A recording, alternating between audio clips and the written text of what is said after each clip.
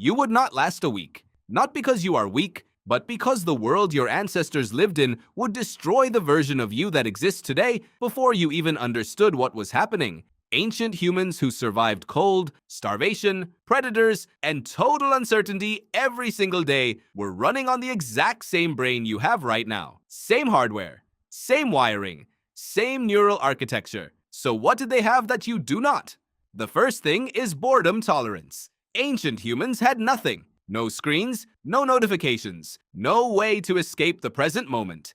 They sat with their thoughts for hours. They watched fire. They waited. They endured silence that most modern people cannot tolerate for 5 minutes. Psychologist Timothy Wilson at the University of Virginia left participants alone in a room with nothing to do for 15 minutes. They could sit quietly or press a button that gave them a mild electric shock. 2/3 of men chose the shock over sitting alone with their thoughts. Your ancestors had no button. They had no choice but to sit with the discomfort. And in doing so, they built something modern humans are rapidly losing: the ability to be present without stimulation, to think deeply without interruption. That capacity is the foundation of every creative breakthrough and every meaningful decision your brain is capable of. The second thing is real physical hardship. Not the gym, real hardship. Carrying heavy things for miles, running to survive, going without food for days, not as a diet, but as reality.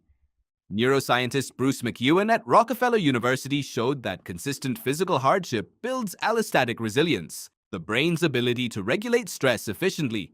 Ancient humans recovered from stress faster. They were harder to break. Modern comfort has made us physically safer, but neurologically softer. Without real hardship to calibrate it, your stress response misfires. It fires at emails, at traffic, at things that would have been invisible to someone who just outran a predator. Your ancient stress system is running in a world it was never built for. The third thing is community without choice. Ancient humans did not choose their tribe, they were born into it. They lived with the same people their entire lives, people they did not always like, people who frustrated them daily, and they had to make it work. Because the alternative was exile, and exile was death. That forced togetherness built something modern individualism has quietly destroyed: the skill of genuinely depending on other humans. Ancient people knew how to repair relationships because leaving was not an option. Today, you can block someone in 2 seconds, and every time you do, you get slightly worse at the thing your brain was built to do. The fourth thing is the most important. Ancient humans lived with death constantly. Animals died, children died, friends died without warning.